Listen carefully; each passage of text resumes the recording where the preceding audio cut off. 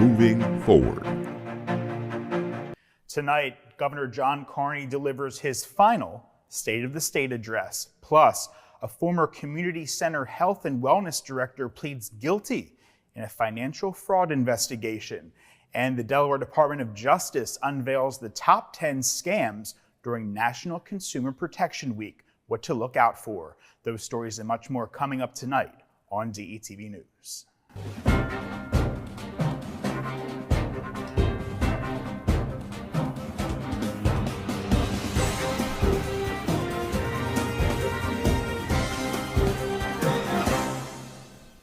Hello and welcome to DETV News. I'm Matt Ford. Thanks so much for joining us tonight. Making headlines today. Attorneys for the suspended Sussex Central High School principal accused of circulating an inappropriate image of a student released closing statements Monday via a press release. A termination hearing regarding Bradley Layfield reportedly concluded on February 15th. However, the statement from his attorney claims that the school district did not want the defense to make their closing statements at the hearing. The 56-page document outlines 10 charges brought by the district against Layfield, all of which his attorneys say were unproven or denied. A major point in the closing arguments contend that the night prior to the hearing, the charge accusing Layfield of creating and circulating an offensive meme of that student had been dropped, claiming that Layfield was in no way responsible for either of those actions and that it was committed by another school administrator. The statement also calls for the superintendent of the Indian River School District, Dr. Jay Owens, to step down, claiming that he allowed multiple members of his staff to watch surveillance footage of students at Sussex Central having sex in a stairwell on campus. The school district's legal counsel said that the release contained, quote, disproven narratives and character assassinations.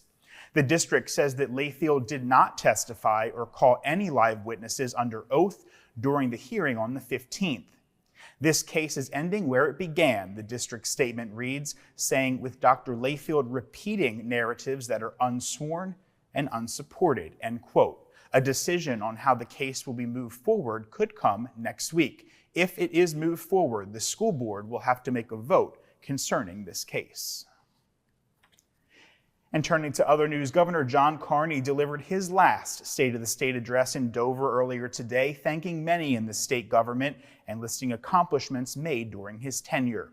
He noted the creation of 30,000 jobs since 2017, the providing for funding for low-income students and English learners in public schools.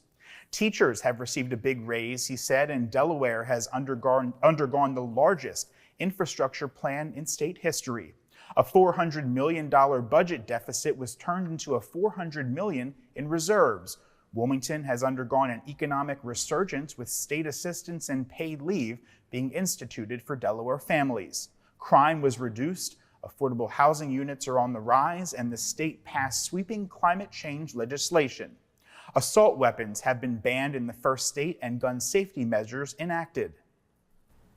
In this last year, I'm focusing on leaving this state in a better place than I found it. We should make sure the next governor is in the best possible position to succeed, and we should balance the budget and make sure our investments are sustainable in the long run. And I want to thank everyone in this room for your partnership on this. We don't always agree for sure, but working together is what we do best in Delaware. Carney spent a good portion of the speech, which was interrupted by hecklers protesting the situation in Gaza, talking about one of his top priorities, public education. He detailed many of the improvements made over the recent years, but said much work is yet to be done. Here's an uncomfortable truth. Statewide, less than 40% of children are reading proficiently at third grade. Let me say that again. Less than 40% of children are reading proficiently at third grade, and many schools fall short of that average. Imagine if your child went to a school with that kind of result. None of us would tolerate that. But too many children across our state are faced with this reality, and we need to fix it. The two-term governor who announced he is considering a run for mayor of Wilmington also discussed some unfinished business and challenges ahead, such as skyrocketing healthcare costs. All in all, though, he declared the state of the state as strong and getting stronger every day.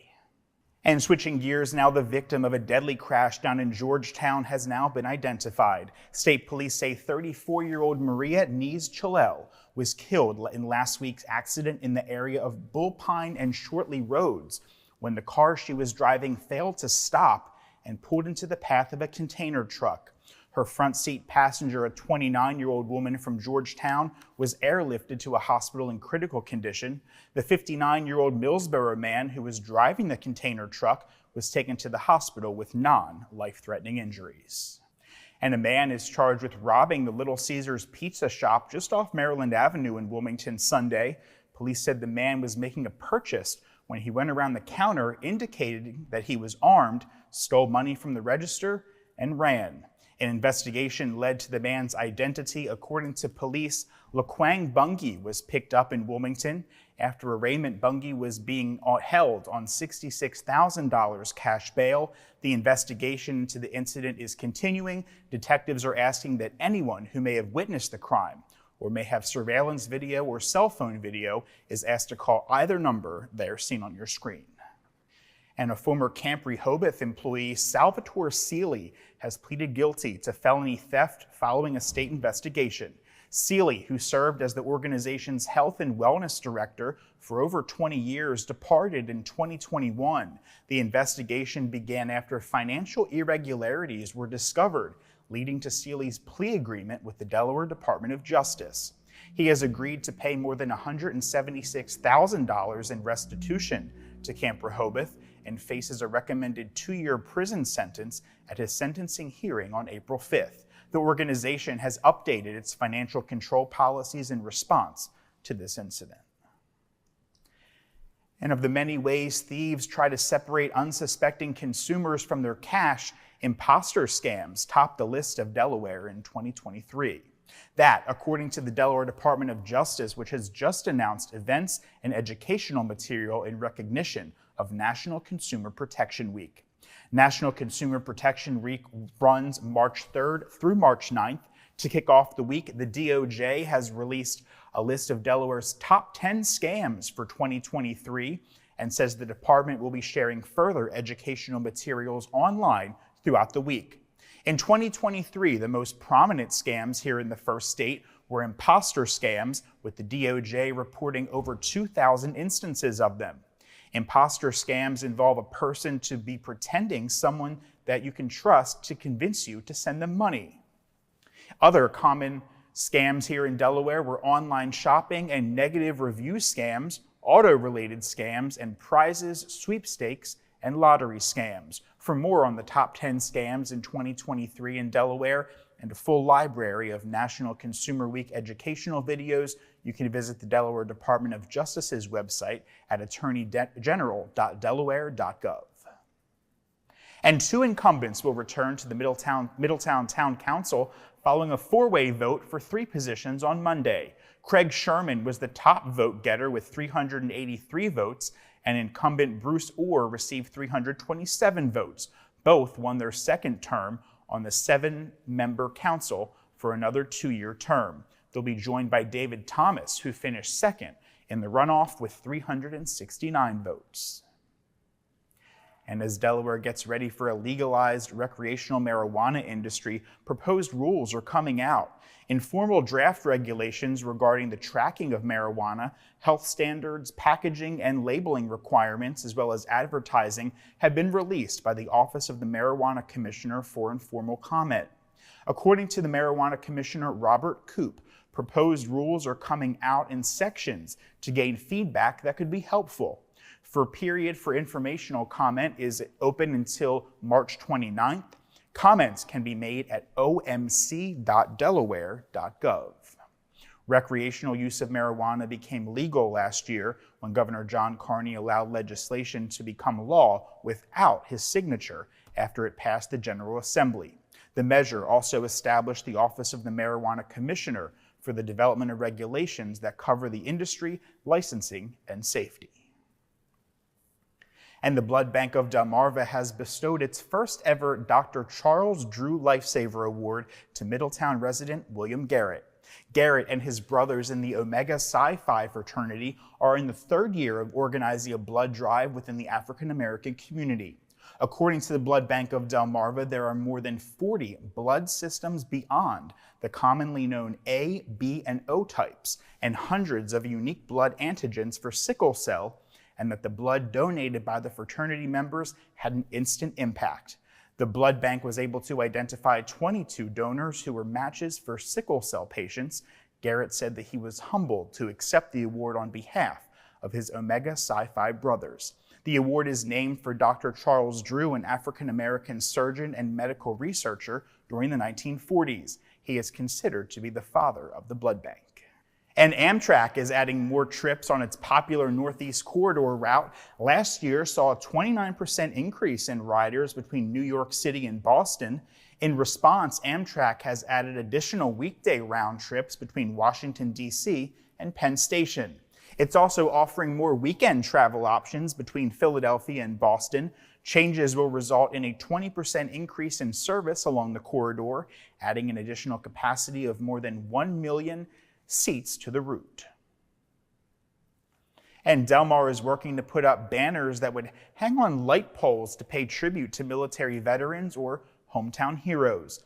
The hope is that people in town will share information about their loved ones who have served. The project has a special meaning for Mayor Tom Bauer, who's spearheading the effort. He says, quote, "We should pay them back somehow, these guys and girls, women, veterans. They sacrifice their life so that we can do what we do every day." Mayor Bauer says the project will include both the Maryland and Delaware sides of the town. The hope is that the banners will be up in time for Memorial Day. If you're interested in honoring a veteran or sponsoring the program, you can contact Carolyn Foxwell at delmarhometownheroes@gmail.com for more information. And what's the coolest thing made here in Delaware? Well, besides scrapple and Kevlar, what here is made in Delaware? Well, the answer may surprise you. In the first annual Coolest Thing Made in Delaware contest, more than 130 manufacturers submitted their products to be considered for the title. The contest was launched earlier this year by the Delaware State Chamber of Commerce and the Delaware Manufacturing Association to highlight the state's role as a manufacturing hub in local markets and beyond. Narrowed to 50 products this week through a bracket-style voting system, the coolest thing will be named at the Spring Manufacturing and Policy Conference on March 28th.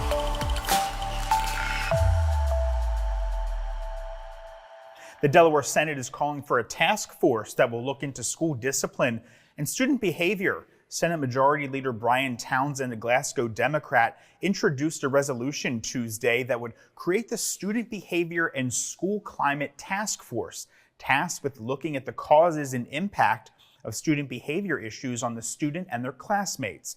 The task force will also study teacher dissatisfaction, citing a 2022 American Psychological Association study that found nearly 50% of American teachers are thinking of leaving the job due to school climate. And finally, it would study student discipline policies in other states for possible replication in Delaware. The resolution is similar to the one introduced by State Senator Eric Buxton, a Dover Republican, who would have examined how student behaviors teachers affect retention and academic performance for all students. Buxton introduced his task force after Townsend's passed the Senate, but it failed without Democratic support. If Townsend's resolution passes the House, the task force would work no later than April 8th and would have a report due out on November 1st. Staying in Legislative Hall now, a proposed Delaware law would punish residents who try to pass off their pets as service or assistance animals. Senate Bill 219 was sponsored by Senator Dave Lawson, a Marydale Republican. The law would create penalties under the Delaware Equal Accommodations Law and the Delaware Fair Housing Act. A $500 civil fine would be levied for a first violation, and each subsequent offense would be an unclassified misdemeanor. The bill defines violators as those who misrepresent an animal as one trained to assist a person with a disability. Fitting an untrained animal with a harness, vest, or collar that says service animal would qualify as a misrepresentation. It would also be considered a violation if someone misrepresents a standard pet to a landlord as a needed service animal. Before becoming law, the bill will be heard in the Senate Banking, Business, Insurance, and Technology Committee. And we're well into the month of March, and you know what that means. Wilmington is gearing up for the Irish Culture Club of Delaware's 47th St. Patrick's Day Parade and Hoolie. It's happening Saturday, March 9th. The festivities kick off at 10 a.m. on Friday as Mayor Przicki and other community leaders will partake in the traditional painting of the ceremonial green stripe on King Street. At this juncture, the mayor will formally declare March as Irish American Heritage Month here in Wilmington.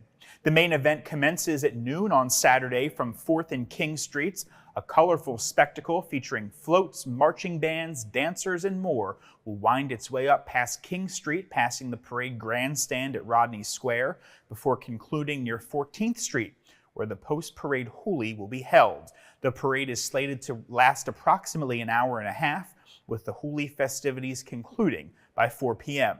We do want to give you a note for drivers here. Street closures associated with the event will begin at 11 a.m. and they'll continue till about 4 p.m. Saturday. There will also be parking limitations during the parade on certain streets. Our friends at DART will be detouring buses around the parade route, so you can check out their website at dartfirststate.com for the latest updates there. Turning to other news now, the latest in a series of recent school district referenda will occur this Saturday, March 9th, when Smyrna voters will be asked to approve additional funds for capital projects and operating expenses. If both items are approved, the average property owner would see an annual tax increase of roughly $278. The additional operating funds would allow hiring constables for every building, additional mental health supports in every building, and competitive salaries for its staff. Operating funds would also cover technology materials and extracurricular activities. Capital funds would cover already approved projects impacted by inflation. These include the construction of an intermediate school on Rabbit Chase Lane, an expansion of North Elementary School, as well as the expansion and conversion of Clayton Intermediate School to Clayton Middle School. Smyrna Superintendent Susan Brown told DETV News an approval would benefit the entire community, but especially the students. Take a look. There's nothing in excess that we're asking for. We are asking for what we need to do in order to make our vision regarding our capital projects come true. And then on the operating side, it's making sure that our students have safe and secure environments along with competitive salaries for our employees. And we also know that with a new school, middle school, we'll have other opportunities for students. So this referendum is about children. Polls are open from 7 a.m. to 8 p.m. at Smyrna Elementary School, Smyrna Middle School, and Clayton Intermediate School. Voters must live in the district, be at least 18 years of age, and a U.S. citizen, but do not have to own a home to vote. Information about the referendum is available at the website and phone number seen here on your screen. And voters recently approved additional funds for the Brandywine, Red Clay, and Colonial school districts. Cape Henlopen School District has a referendum scheduled March 26th, and the Appoquinimink School District will make a second attempt at a successful referendum. That's going to be April 23rd. And turning to other news now, a 58-year-old woman was struck and killed by a car while riding her bicycle near Lewis early Tuesday morning. State police say a 6-wheel box truck was traveling east on Route 24 when, for unknown reasons, the cyclist entered its lane and was struck. The woman, who was identified as Lisa Norton of Lewis, was declared dead at the scene. The driver of the truck, a 60-year-old man from Salisbury, Maryland, was not injured. Police are investigating the incident, and they ask anyone who witnessed the crash to please call one of the numbers seen here on your screen. And Smyrna police are investigating a shooting that left a 25-year-old man hospitalized late Monday night. The victim was found in a yard in the 300 block of Braddock Road just before midnight. The shooting was reported in the 500 block of Sequoia Drive Investigators are asking anyone with information about this incident or may have possible camera footage to contact Smyrna detectives at 302-653-9217. They also wanted to let you know that you can message the Smyrna Police Department on social media, and you can also remain anonymous with those messages. To other news, a 38-year-old Dover man was arrested Tuesday night for unlawful imprisonment and related charges following an incident with an Uber driver. The Uber driver told police that he picked up Brent Weeks at a Dover establishment to drive him home. Weeks reportedly argued with the driver over the changing of the destination and pulled out a knife, apparently threatening him and keeping him from leaving the vehicle. The driver had escaped and phoned police. Weeks was picked up by police walking along North DuPont Highway. Near the incident, Weeks was arraigned at Dover Police Department and committed to the Sussex Correctional Institution on a $6,500 secured bail. He was charged with aggravated menacing, possession of a deadly weapon during the commission of a felony, and unlawful imprisonment in the first degree. And switching gears here, the Marine Education Research and Rehabilitation Institute successfully rescued a stranded harp seal at Cape Henlopen State Park. The seal, identified as a 1-year-old female, exhibited a few minor injuries and was found to be underweight but alert. This was one of multiple seal rescues this year that we've told you about. Just last week, a seal entangled in gill netting was saved from the park, and a few baby seals were rescued at the beginning of February. The Murr Institute attributes the uptick in rescues to high tides and the presence of a seal colony offshore. The rescuers decided to name the spirited young seal Snapdragon. Snapdragon was taken to the National Aquarium Triage Center in Ocean City for care. And the application process for the 2024 Newcastle County Scholarship Program is officially open now. Students currently enrolled in or planning to attend college this fall are encouraged to take advantage of the opportunity. Last year, the Newcastle County Scholarship Program distributed over $100,000 in scholarships to more than 80 students. To qualify for the scholarship, applicants must be residents of Newcastle County. Additionally, students must demonstrate financial need by providing relevant documents such as a FAFSA report, a W-2, pay stub, or benefits verification letter. The application for applicants is Friday, March 24th. Applications are being accepted online at scholarship.nccde.org. And with tax bills due next month, some early birds may be wondering when they can expect to receive a return. Well, the IRS starts accepting tax returns in January and begins processing right away. Well, here in the first state, the Division of Revenue began processing returns on January 23rd. Federal 2023 tax returns are due by Monday, April 15th. You can file for a 6-month extension by that date as well, if needed. The filing deadline for the state of Delaware personal income taxes is Tuesday, April 30th. This year, the IRS estimates that nearly 129 million returns will be filed. The agency expects to issue most refunds within 21 days, most quickly, of course, if you file electronically. You can check the status of your refund by using the Where's My Refund on the IRS website or by using the IRS app. Delaware also has a state refund locator that you can use as well. What most consider to be a happy day is coming up this weekend as well. On Sunday, March 10th, daylight saving time goes into effect when clocks will spring forward 1 hour to 3 a.m.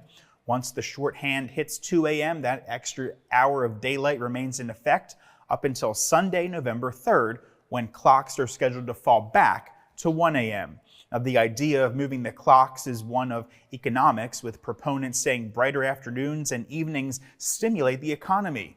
Moving clocks back 1 hour in the fall provides more sunlight during the winter mornings. And speaking of happy days, how about one that includes a free ice cream cone or water ice for everyone? Sounds good to me. Just in time for the start of spring, Dairy Queen is back with free treats on March 19th.